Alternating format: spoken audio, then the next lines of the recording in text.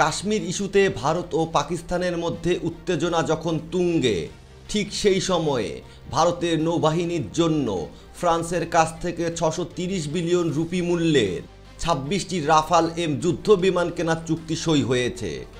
আর এতে ভারতীয় নৌবাহিনীর জন্য সংগ্রহে যোগ হচ্ছে 26টি 1 আসনের এবং 4টি 2 আসনের রাফাল এম ফাইটার জেট। এর আগে ভারতীয় বিমান বাহিনীতে 36টি রাফাল যুদ্ধ বিমান থাকলেও নৌবাহিনীর বহরে প্রধানত রুশ নির্মিত MiG-29 জেট ব্যবহৃত হয়ে আসছিল।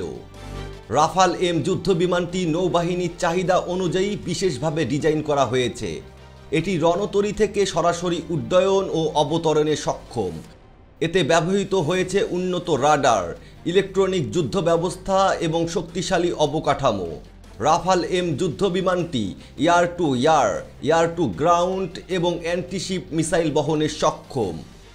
এছাড়া এতে এমন একটি সুরক্ষা প্রযুক্তি রয়েছে যা শত্রু রাডার ও মিসাইল থেকে বিমানটিকে রক্ষা করতে পারে। পেহেলগামে সন্ত্রাসী হামলার কিছুদিন আগেই ফ্রান্সের সঙ্গে ভারতের এই চুক্তি নিয়ে আলোচনা চলছিল।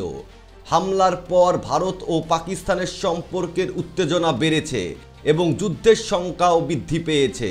যদিও দুই দেশই পারমাণবিক শক্তিধর, তবে সামরিক শক্তির দিক থেকে ভারত অনেকটাই এগিয়ে। বিশ্লেষকদের মতে রাফাল মেরিন ভারতের নৌশক্তিকে আরও এক ধাপ এগিয়ে নিয়ে যাবে।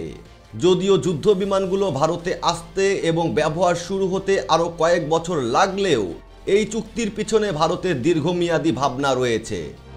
অবসরপ্রাপ্ত ফাইটার এয়ারক্রাফট পাইলট এবং প্রতিরক্ষা বিশ্লেষজ্ঞ প্রফুল্ল বক্সী বিবিসি বাংলাকে বলেছেন, এই চুক্তির মাধ্যমে পাকিস্তানের কাছে একটা বার্তা তো যাবেই, পাশাপাশি চীনের কাছেও ভারতের বিমান বাহিনীর শক্তির একটা বার্তা পৌঁছাবে।